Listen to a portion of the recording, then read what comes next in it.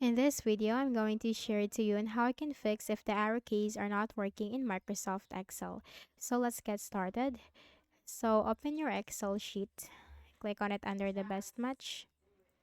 Okay, so if I'm going to press my arrow key, I'm pressing my arrow key and it is not moving. As you can see, the cell is not moving, the cursor is not moving on the screen. So how can you fix that? So open your on-screen keyboard, just simply type on screen keyboard. Okay, now once your on-screen keyboard is opened, you will find here the scroll lock. Make sure it is not enabled. If it is enabled, you will really face the issue. So to disable it, simply click on it. And now let's see. Okay, as you can see, our keys are not working on my Windows, are now working on my Windows. So I hope this video helped you. Kindly please do not forget to hit the like button and subscribe to this YouTube channel for more tutorials like this. Thank you for watching.